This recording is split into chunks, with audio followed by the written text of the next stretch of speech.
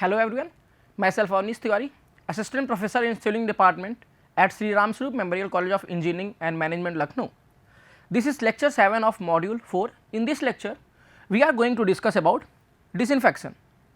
Following references have been referred for preparation of this lecture, and in this lecture, we are going to discuss about disinfection, sterilization, properties of ideal disinfection, methods of disinfection, chlorination and forms of chlorination. So, starting the first topic, that is disinfection. So, basically अभी इससे पहले lectures में जो हम लोगों ने discuss किया है उनमें हमने ये देखा है कि इससे पहले जो हमारा यूनिट था that is filtration unit. So after filtration unit क्या होता है, जो आपके फाइनल पार्टिकल्स है वो भी ऑलरेडी रिमूव्ड है, बट अभी भी चांसेस यहाँ पे क्या है कि जो आपका वाटर है उसमें माइक्रो ऑर्गेनिजम्स प्रेजेंट हो. सो बेसिकली इस पर्टिकुलर यूनिट में हम क्या कर रहे हैं, हम माइक्रो ऑर्गेनिजम्स को रिमूव कर रहे हैं. बिकॉज माइक्रो ऑर्गेनिज्म किससे एसोसिएटेड होते हैं, they are associated with several water borne disease like typhoid, cholera ना. सो वेरियस डिसीजेज हैं जो कि इनके वजह से हमें एग्जिस्टेंस में देखने को मिलता है. And the filter water may contain some harmful diseases, because जो फिल्टर्ड वाटर हैं उनमें माइक्रो ऑर्गेनिज्म प्रेजेंट है, सो बैक्टीरियाज प्रेजेंट हैं, so they will cause some harmful diseases. So in order to improve the quality, या आप बोल सकते हो कि जो हमारी वाटर की क्वालिटी है उसे करेक्ट करने के लिए इन्हें किल करने की जरूरत है. So they must be killed in order to make the water safe for drinking. So, basically what disinfection is? Disinfection is the process to remove, deactivate or kill the pathogenic microorganism. हम जब इन्हें kill कर देंगे, so they are not capable of causing any infection to humans and animals. Here we are referring pathogenic microorganism. So, what does it means? Basically जो हमारे microorganism है, they can be either pathogenic or non-pathogenic. So, pathogenic microorganism kill करना mandatory है because they cause infections to human or animals, या इन्हीं की वजह से भी आपको वाटर बॉर्न डिजीज देखने को मिलती है. Non pathogenic bacterias are not harmful, okay, they are not harmful and they are not capable of causing any water borne disease. So इन्हें क्या करा है, हमें किल करना है. For that particular thing we have to add certain chemicals and these chemicals are known as disinfectants. हम क्या करते हैं, केमिकल्स ऐड करते हैं और उन केमिकल्स को हम डिसइंफेक्टेंट्स बोल रहे हैं, and they should be capable of giving residual effect for long period.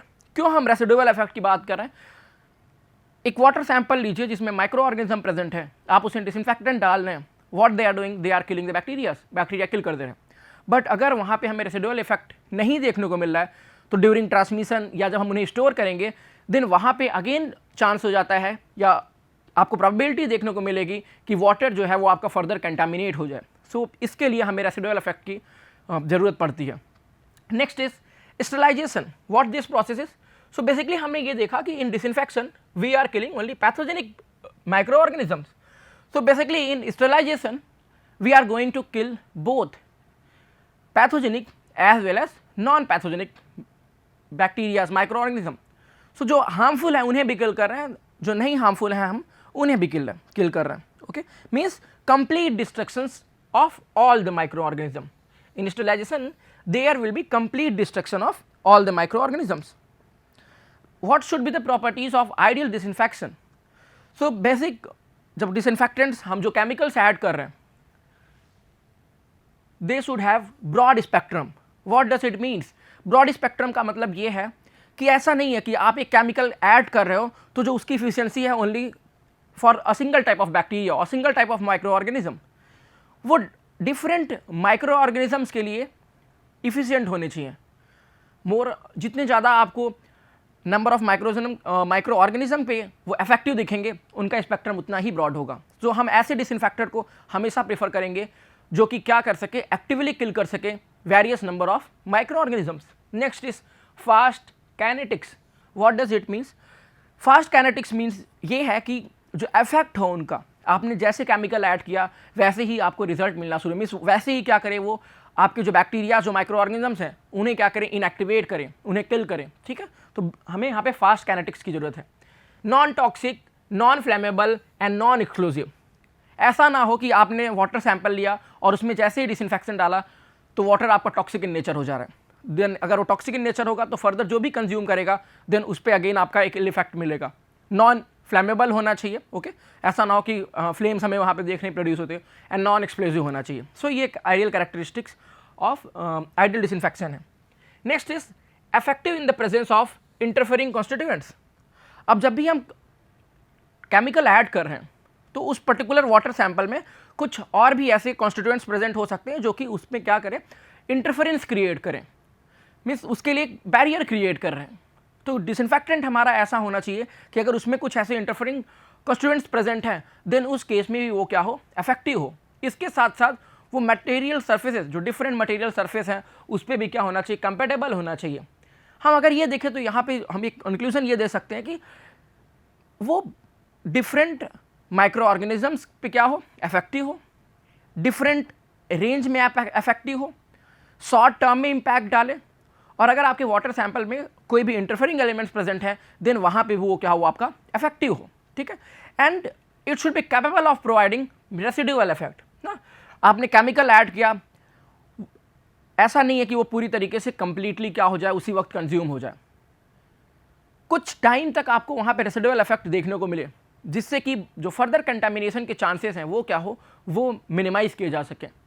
इसके साथ साथ easy to generate and apply, easily उसे जनरेट किया जा सके और हमने वाटर सैंपल में अप्लाई कर सके।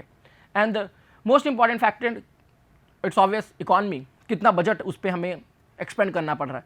तो चीपर जितना होगा उतना ही ईजिली से क्या करेंगे लोग, परचेस करके वाटर को क्या करेंगे, डिसइंफेक्ट कर देंगे। तो जो ये चांसेस है वाटर बॉर्न डिजीज के वो भी क्या होंगे, आपके रिड्यूस हो जाएंगे। Next is method of disinfections. So basically method of disinfection we can group the methods into two parts. One is minor method and other is major method. In major method we are going to discuss about chlorination, लेकिन in minor methods में हम one by one discuss करेंगे. So basically first one is boiling. So boiling क्या है, और ये हमने अमूमन देखा है, ये जनरल प्रैक्टिस में है। हम करते क्या है, वाटर को हीट करते हैं, बॉयल करते हैं, जिनसे कि क्या हो, जो भी बैक्टीरिया प्रेजेंट हो वो किल हो जाए, ठीक है। सो ये bacteria present in water can be destroyed by boiling it for long time, but ये प्रैक्टिकली पॉसिबल नहीं है। आप प्रैक्टिकली आप इसे इम्प्लीमेंट नहीं कर सकते हो लार्ज स्केल के। स्मॉल स्केल के लिए तो फिजिबल है, but coming to large scale वहाँ पे पॉसिबल नहीं है, क्योंकि ह्यूज अमाउंट का वाटर बॉयल करना आप देख सकते हो इफिशियंट नहीं होगा, बहुत ज़्यादा एनर्जी कंजम्पशन की ज़रूरत पड़ेगी। सो हम इसे प्रेफर नहीं करेंगे लार्ज स्केल पे ना। Treatment with excess lime, excess lime में क्या कर रहे हैं, what we are doing, we are adding lime in water. जैसे ही आप क्या कर रहे हो, लाइम ऐड कर रहे हो वाटर में, और ये हमने ये पूरा मेथड अभी जस्ट हम नेक्स्ट लेक्चर में देखेंगे। लाइम का यूज़ करते हैं for the purpose of softening, water को सॉफ्ट करने के लिए भी हम क्या कर रहे हैं, यूज़ करते हैं। जब लाइम हमारा एक्सेस में हो जाता है, apart from having benefit of softening, it also kills the bacteria. जो हमारे बैक्टीरिया प्रेजेंट है उनको भी क्या करता है, किल करता है। लेकिन इसके साथ अगेन हमें ये देखने को मिलता है कि जो हमारा लाइम का एडिशन है, अगर हम एक्सेस में लाइम ऐड कर रहे हैं in order to kill the bacterias, what will happen, pH will rise. आपका जो पीएच है वो वाटर का राइज होगा and the water will become extremely alkaline. So extremely alkaline है तो हमें क्या करना है, एक्सेस जो लाइम है उन्हें रिमूव करना है before supplying it to general public. So we have to remove the excess lime. Treatment with ozone, in ozone what will happen, basically ozone O3 ये क्या होगा, ये आपका स्प्लिट हो जाएगा O2 plus nascent oxygen. So basic हमारा ये जो नेसेंट ऑक्सीजन है that is capable of removing the organic matters as well as bacteria. But क्या ये आपको लगता है कि जो रिएक्शन है ये आपका एक स्टेबल रिएक्शन होता है? नहीं, ये साइमल्टेनियस रिएक्शंस चलते रहते हैं। जो आपका नेसेंट ऑक्सीजन है ये O2 को साथ रिएक्ट करके O3 का फॉर्मेशन करता रहता है। सो ये पहली बात तो यहाँ पे अनस्टेबिलिटी देखने को मिलती है। इसके साथ साथ ये जो प्रोसेस है ये आपका कॉस्टली है और यहाँ पे हमें कोई भी रेसिडुअल देखने को नहीं मिलता है।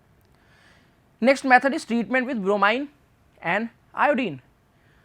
सो this method is use for treating small scale supplies in swimming pools and जो डोज है that is about 8 ppm with a contact time of 5 minute.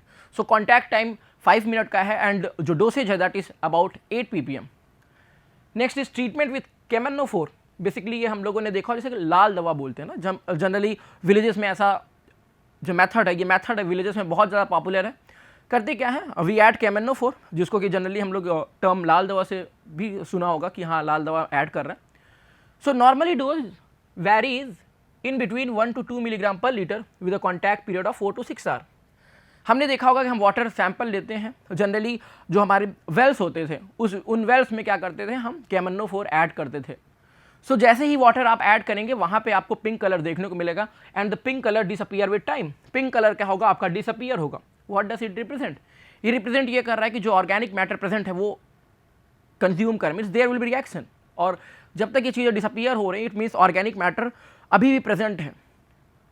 हम उस अमाउंट में केमिकल ऐड करेंगे, अगर आपको लगता है कि आप पिंक कलर परसिस्ट करने लग रहा है, it means organic all organic matter are consumed, ठीक है। एंड ये जो मेथड है ये आपका इफिशिएंट है इन किलिंग बैक्टीरियाज, एंड वो जो बैक्टीरियाज कैसे, कॉलेरा काजिंग बैक्टीरिया ना। सो KMnO4 ऐड करने से हम क्या करते हैं, कॉलेरा काजिंग बैक्टीरियाज को रिमूव कर लेते हैं। Next is treatment with UV rays, very effective disinfectant but costlier ना।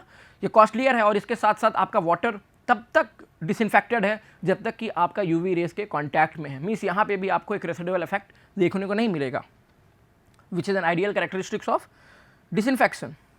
Next is major method of disinfection. Major method of disinfection में क्या कर रहे हैं, क्लोरीनेशन के बारे में डिस्कस कर रहे हैं।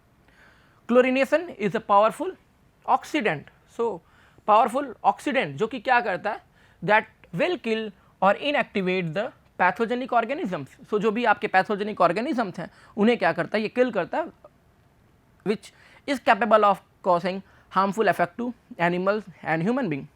In the germicidal action the chlorine enters the cell wall of bacteria। So basic germicidal action में क्या होता है, मीन्स जब भी हमने क्लोरीन ऐड किया तो होगा क्या, जो क्लोरीन है आपके सेल वॉल ऑफ बैक्टीरिया उसमें एंटर करेगा, सेल वॉल में एंटर करेगा एंड किल द एंजाइम्स। जो भी प्रेजेंट होंगे एंजाइम्स उन्हें क्या करेगा, किल करेगा, बिकॉज ये एंजाइम्स ही हैं जो कि एसेंशियल होते हैं मेटाबॉलिक प्रोसेसेस। जैसे एंजाइम किल किया आपका फर्दर देखने को मिलेगा कि जो आपकी बैक्टीरिया है वो क्या होगी, वो डीएक्टिवेट हो चुकी है, ठीक है।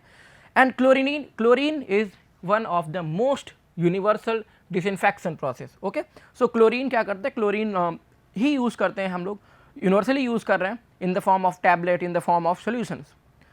सो एडवांटेज क्या है, एडवांटेज ये चीप है, रिलायबल है, ईजी टू हैंडल है, and one of the most important characteristic is residual effect. So यहाँ पे जो क्लोरीनेशन में है हमें ये रेसिडुअल इफेक्ट देखने को मिलता है, लेकिन इसके साथ साथ क्या है, जब आपकी डोज एक्सेस हो जाती है उस केस में आपको यहाँ पे बिटर या बैड टेस्ट देखने को मिल सकता है। आपने डोज बढ़ा दिया तो डोज का मतलब ये है कि हमने वहाँ पे जो रिजल्टिंग टेस्ट होगा वाटर का वो थोड़ी सी बेटर हो जाएगी। Next is form of chlorine, हम किन डिफरेंट फॉर्म में क्लोरीन को अप्लाई कर सकते हैं।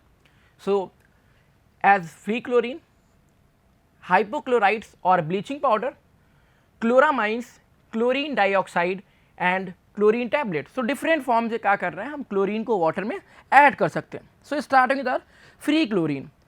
सो बेसिकली जो हमारा क्लोरीन है जब भी ये वाटर के साथ रिएक्ट करेगा, so what will happen, there will the production of HOCl। तो हमें क्या देखने को मिलेगा यहाँ पे, HOCl that is hypochlorous acid, और इसके साथ साथ आपको ये भी देखने को मिल सकता है OCl माइनस हाइपोक्लोराइट आयन, जो कि आपका pH पे डिपेंडेंट है। pH के बेसिस पे या तो आपको HOCl दिख सकता है या तो आपको OCl माइनस हाइपोक्लोराइट आयन देखने को मिल सकता है, which are stable and it provide residual effects which insures further जो वाटर कंटामिनेशन चांसेस हैं उन्हें क्या करेगा, वो मिनिमाइज कर लेगा। अब यहाँ पे हम बात करें HOCl और OCl माइनस में जो मोर इफेक्टिव है that is your HOCl। So HOCl आपका मोर इफेक्टिव डिसइंफेक्शन है अगेंस्ट, अगर हम OCl माइनस की बात करें, HOCl की बात करें, जो कि डोमिनेट करता है आपका लो pH पे। अभी हम रिएक्शंस में देखेंगे कि कितने pH तक आपका ये HOCl एग्जिस्ट करेगा, वाइल OCl डोमिनेट्स, और OCl का डोमिनेशन कब होगा, जब आपका pH हायर होगा।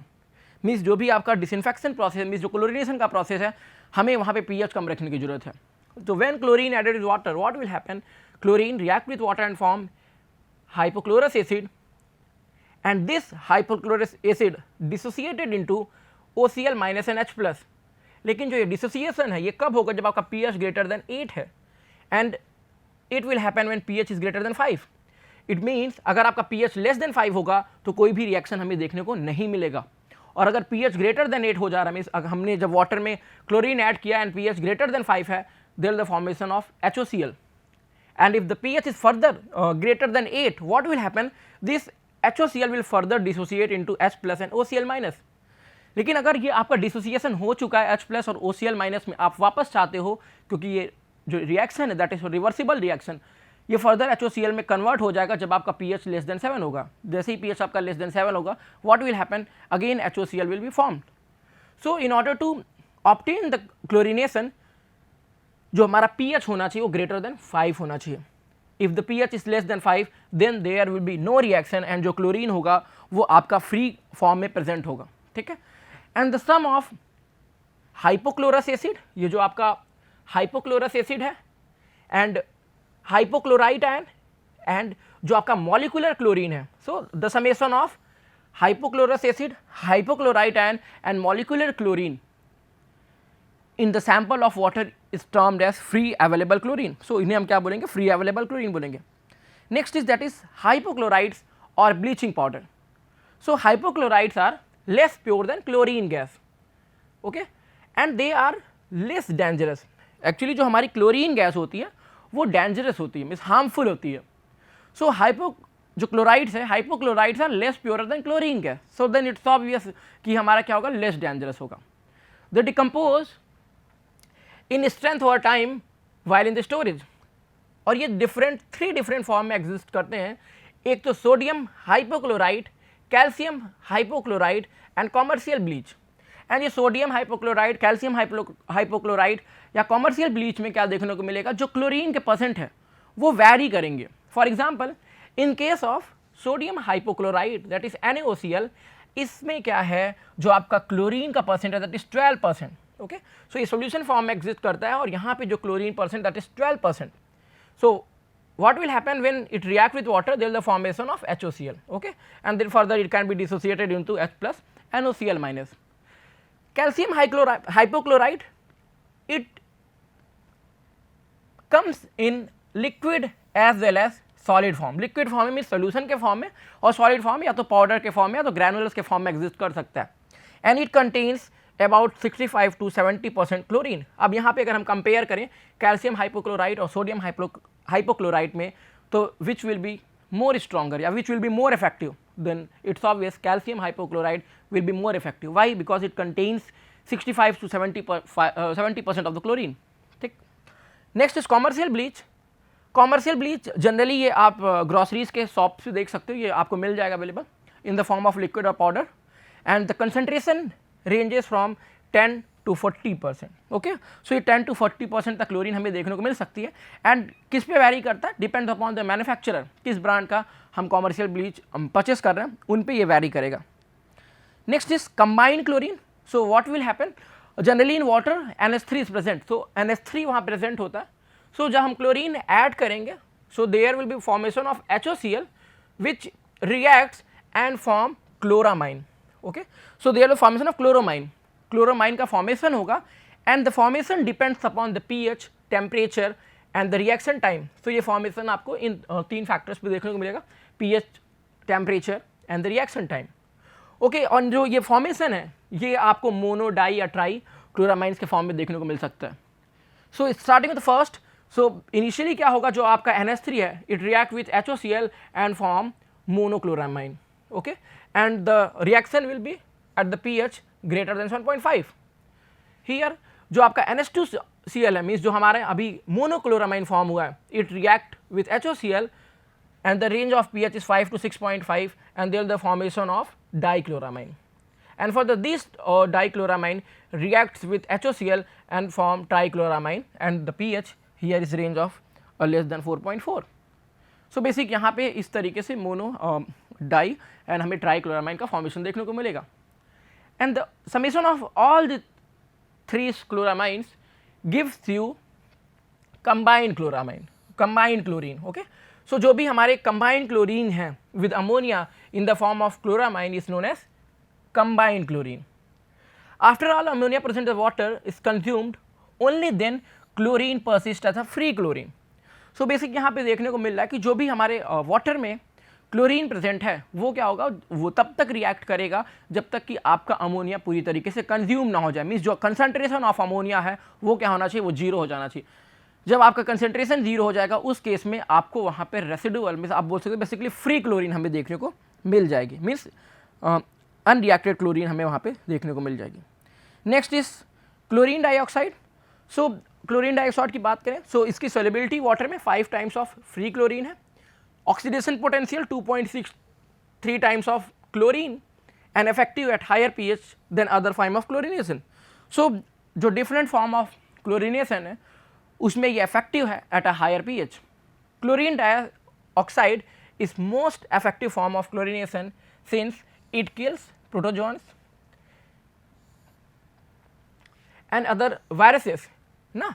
जो कि हम बात करें कि जो भी हमारे डिफरेंट वायरस है जिन्हें कि क्या कर रहे हैं हम बाकी और मेथड से नहीं किल कर सकते हैं, उसके लिए भी क्या है ये इफेक्टिव है। ठीक, in addition to above chlorine dioxide oxidizes all metals organic matters and convert the organic matter into carbon dioxide and water. So जो भी हमारे ऑर्गेनिक मैटर्स प्रेजेंट हैं उनके साथ भी रिएक्ट करेगा and convert them into carbon dioxide and water. इस particular chlorine dioxide को यूज कर सकते हैं in order to remove sulphide compounds and phenolic taste and orders. जो भी आपको वहाँ पे फेनोलिक टेस्ट ऑर्डर्स देखने को मिल रहा उन्हें भी क्या करेंगे हम इस क्लोरीन डाइऑक्साइड के हेल्प से रिमूव कर सकते हैं। Next is type of chlorination. So basic जब हम क्लोरीन को अप्लाई करने की बात करें तो उन्हें हम डिफरेंट स्टेजेस पे अप्लाई कर सकते हैं different ways. So basically first one is a plain chlorination. So जब भी हम वाटर की ट्रीटमेंट की बात करते हैं तो जनरली हमने देखा जो हमारा डिसइंफेक्शन यूनिट है means in conventional water treatment plant what will happen, हम फिल्ट्रेशन के बाद डिसइंफेक्शन यूनिट प्रोवाइड करते हैं। बट हम ये डिस्कस करें कि जो आपका वाटर है उन्हें बाकी ट्रीटमेंट्स की ज़रूरत नहीं। मीन्स हमें ना तो उन्हें सेडिमेंटेशन यूनिट से ले जाना है, ना तो हमें कोगुलेशन यूनिट से लेके जाना है, ना तो हमें फ़िल्टर करने की ज़रूरत है। तो हम करेंगे क्या उस केस में, जो भी हमारा वाटर प्रेजेंट है उनमें क्या है जो भी मैक्रो ऑर्गेनिजम्स या बैक्टीरियाज प्रेजेंट है सिर्फ और सिर्फ हम उन्हें किल करने की बात करेंगे। सो जो हमारा रॉ वाटर है जिनकी टर्बिडिटी आपकी 10 NTU से कम है उसमें क्या करना है, उसमें सिर्फ और सिर्फ हमें जो ट्रीटमेंट देना है that is your addition of chlorine. हम उसमें सिर्फ जो ट्रीटमेंट दे रहे हैं that is your chlorination and जो डोसेज होगा क्लोरिनेशन में वो आपका 0.5 मिलीग्राम पर लीटर होना चाहिए। तो अगर हमने सिर्फ प्लेन क्लोरिनेशन मतलब हम ये बोल सकते हैं if the treatment given is only chlorination then we can call it as a plain chlorination. तो हम एडिशनल ट्रीटमेंट्स नहीं दे रहे हैं। Coming to next that is pre chlorination. Generally what will happen, we apply chlorine after filtration unit, but if the chlorine is applied before coagulation na, if the water is highly contaminated what we'll do, we will add chlorine before coagulation. So adding chlorine before coagulation will be known as pre-chlorination and the dosage is here is 0.1 to 0.5 milligram per liter. It is mandatory to provide post chlorination also ना। जब हम pre chlorination कर रहे हैं उस case में ये pre chlorination must be followed by post chlorination. Why so, because it's mandatory. ये मैंडेटरी है क्योंकि यहाँ पे चांसेस ये हैं कि बाकी जो हम फर्दर ट्रीटमेंट्स दे रहे हैं कोगुलेशन फिल्ट्रेशन का, वहाँ पे भी चांसेस हैं कि आपके वाटर में क्या हो, कंटेमिनेशन हो। तो उन कंटेमिनेंट्स को किल करने के लिए हमें पोस्ट क्लोरिनेशन देना पड़ेगा। Post chlorination is a normal chlorination means basically जो अभी हम लोगों ने डिस्कस किया कि फाइनली फिल्ट्रेशन के बाद आपका ये जो क्लोरीन यूनिट होगा मीन्स जो लास्ट यूनिट होगा that is your chlorination unit. So we call it as a post chlorination and they are intended to leave a residual chlorine of 0.1 to 0.2 milligram per liter after 20 to 30 minutes of contact time. Next is breakpoint chlorination. So to get an idea of the amount of chlorine to be added to water for desired residual chlorine when intention is to leave free chlorine residual in the treated water. Basically break point chlorination क्या, अगर हम इसे simple language में समझने की कोशिश करें तो ये वो पॉइंट मार्क करता है जिसके बाद हम जितने भी क्लोरीन ऐड करेंगे वो क्या होगा, वो आपका इन द फॉर्म ऑफ रेसिड्यू रह जाएगा, इन the form of free chlorine रह जाएगा ना, जिनसे कि हम क्या करें फर्दर जो कंटामिनेशन है उनके रिस्क को क्या कर रहे हैं हम रिड्यूस कर रहे हैं।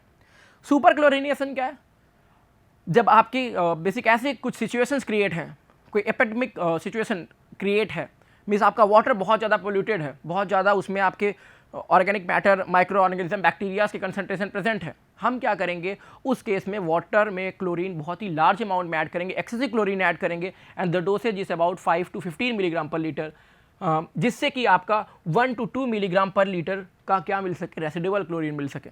Okay, last is dechlorination.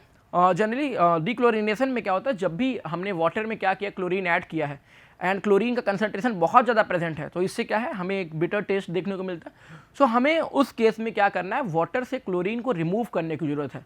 So the process of removing the chlorine will be known as dechlorination. So उसके लिए क्या करते हैं हम लोग, डीक्लोरिनेटिंग एजेंट यूज करते हैं। For example sulphur dioxide, activated carbon, sodium thiosulphate, sodium metasulphate and ammonia. So हम क्या करते हैं, इन्हें यूज करते हैं। जनरली ये कब basically required, post super chlorination. Super chlorination के बाद क्या करते हैं, इन्हें ज़रूरत पड़ती, क्योंकि इस केस में जो हमारा रेसिडुअल क्लोरीन है दैट इज़ 1 to 2 मिलीग्राम पर लीटर, बट एक्चुअली में हमें ज़रूरत किसकी होती है, 0.2 मिलीग्राम पर लीटर की। ठीक है, सो ब्रेक पॉइंट क्लोरिनेशन को थोड़ा सा डिटेल में देखते हैं। तो ये वो पॉइंट रिप्रेजेंट कर रहा था जिसके बाद जो भी हम लोग क्लोरीन ऐड कर रहे हैं वो आपका as a free residual form में या फ्री क्लोरीन के फॉर्म में रेसिड्यू बन रहा है। ठीक है, सो इसमें ये जो पूरा फेनामेनन है, इन फेनामेनन को हम फर्दर डिफरेंट जोन्स में डिवाइड कर सकते हैं, जोन 1, जोन 2, जोन 3, जोन 4। अगर स्टार्टिंग में देखें जो आपका जोन 1 है, यहाँ पे क्या है, हमने क्लोरीन ऐड तो किया है लेकिन इसकी एग्जिस्टेंस नहीं दिख रही है। वाई सो, बिकॉज जो भी वाटर में हमारे फेरस प्रेजेंट है, मैग्नीज प्रेजेंट है, H2S प्रेजेंट है, नाइट्राइट है, ये क्या कर रहे हैं, ये उनको डिस्ट्रॉय कर रहे हैं। सो दैट्स वाई यहाँ पे आपको क्लोरीन का अमाउंट नहीं दिख रहा है, रेसिड्यू क्लोरीन नहीं दिख रही है। क्लोरीन तो ऐड हुआ है बट आपको रेसिडुअल क्लोरीन नहीं देखने को मिल रहा है। और यहाँ पे ये दिखेगा that is your total ammonia. इसके बाद क्या हो रहा है, जो हम क्लोरीन ऐड किए हैं वो आपका NH3 के साथ रिएक्ट करके मोनोक्लोरामाइंस फॉर्म कर रहा है। सो यहाँ पे आपको दिखेगा कि जो आपका फ्री अमोनिया है वो आपका क्या हो रहा है, वो रिड्यूस होकर 0 हो जा रहा है एंड फर्दर यहाँ पे आपको टोटल अमोनिया देखने को मिल रहा है।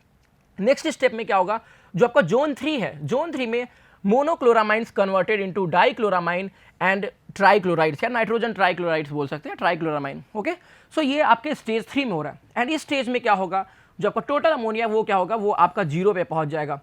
वाई सो, क्योंकि हमने ये भी अभी जस्ट डिस्कस किया था कि फ्री क्लोरीन तभी अवेलेबल होगा जब आपका अमोनिया का कंसंट्रेशन क्या हो जाए, 0 हो जाए। तो टोटल अमोनिया आपका वहाँ पे 0 है। उसके बाद क्या है, अब क्योंकि क्लोरीन जितना भी कंज्यूम होना था, चाहे तो वो आपके रिड्यूसिंग एजेंट्स की वजह से रहा हो, चाहे तो आपके NH3 के प्रेजेंस के वजह से रहा हो, वो पूरी तरीके से कंज्यूम हो चुका है। इसके बाद फर्दर जो भी हम क्लोरीन ऐड करेंगे वो एज ए रेसिड्यू रह जाएगा और आपको यहाँ पे कुछ इस तरीके का कर्व देखने को मिलेगा। मीन्स जितना हम लोग क्लोरीन ऐड करेंगे वो एज ए रेसिड्यू यहाँ पे रह जाएगा।